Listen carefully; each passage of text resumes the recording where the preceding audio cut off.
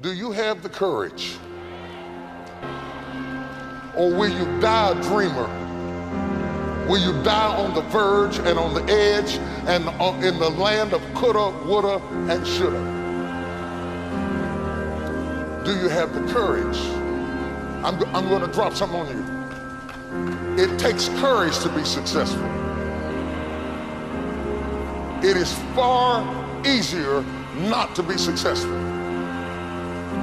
Misery will always have company.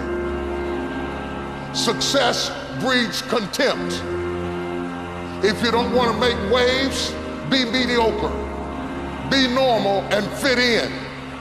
And if you're more concerned about people than you are God, then neutralize everything He put in you. Just fit in with everybody else. Dress like them, walk like them, act like them, eat like them, go where they go, think like they think, do what they do. And once you've neutralized your uniqueness, you don't need courage. It takes courage to be different. It takes courage to go where you've never gone before. For some of you, it took courage to come to this conference. It takes courage to get you outside of the bar. It takes courage to be successful. It takes courage to win. People don't talk about people that don't win. If you win, they're going to talk about you.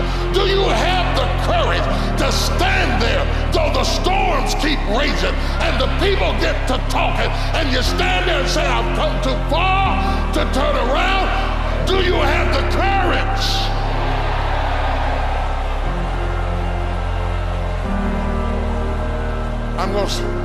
I'm going to say something to you. It takes courage to be exceptional. It takes courage to be wise. It takes courage to be rich. It takes courage to be educated. It takes courage to be knowledgeable. Because the moment you do, but you don't talk like you, you forgot where you came from. Look at you, it takes courage. And I'm just wondering, in this weak, watered down, mediocre society that we live in today, in this reality TV world we live in today, I'm wondering if there's anybody left that's got the courage to say, after all I've been through, and all my ancestors have been through, and all my parents have been through, I didn't come through all of that just to fit in with normalcy. I have the courage to go after my dream. Is there a woman left in this entire Coliseum that's got some? I almost quit. I'm a country boy. I'm from West Virginia. I don't know nothing about this big time stuff. I never even asked to be big. I wanted to be effective, not famous. Famous is the consequences of being effective. I didn't know nothing about being famous and I didn't like it.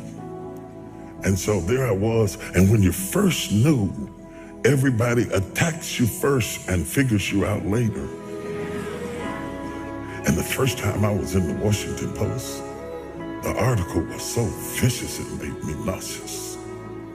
I was so shocked that you could say that stuff about somebody you didn't even know based on assumptions and a little bit of this and a little bit of that. They piece it all together and you don't get to say anything back. So I decided I don't want this.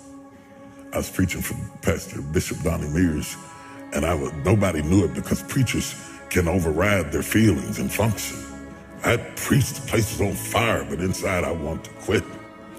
I told God, I'm through with this. I'm not going through this. I don't need this. I don't need that. I'm a guy who likes to go get his own chicken wings. I don't have to have all of that stuff to be happy. So I thought, I'm not doing this no more. I'm not doing it. I'm not doing this. I'm not doing this because I don't need this and I didn't ask for this.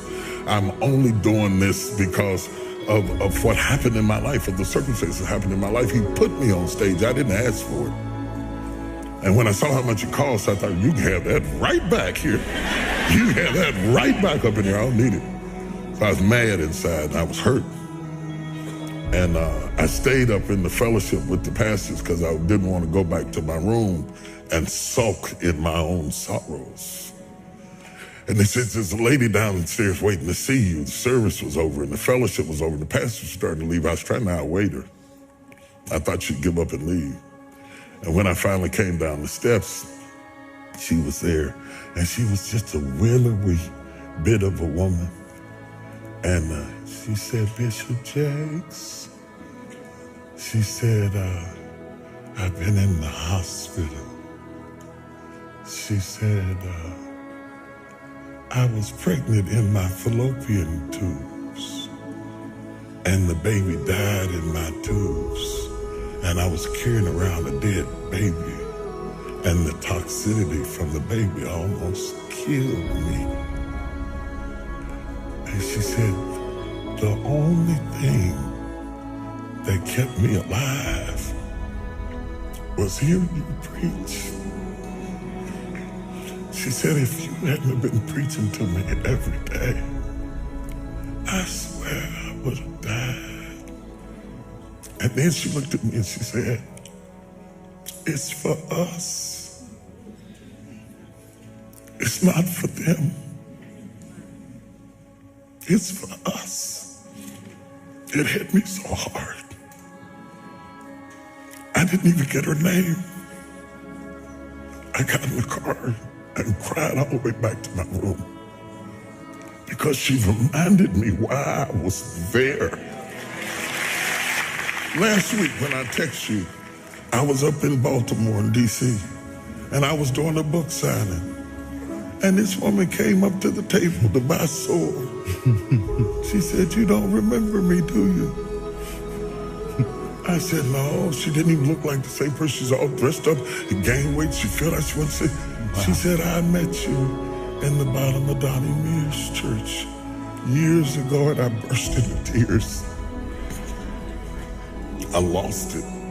I stopped the signing, and I jumped up and hugged her. If it were not for that woman. Find somebody you don't know and hug them and say, I believe God for your miracle tonight.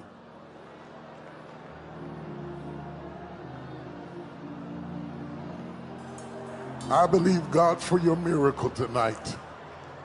I believe God for your miracle tonight. I believe Him for your miracle tonight. I believe He's going to give you a word of expansion tonight. I believe He's going to give you a word of expansion tonight. I believe when you leave here, that seed is going to be able to hold you. You're going to swell up. You're going to expand. You're going to go to the next level in every area of your life. If I'm talking to you, give God a praise.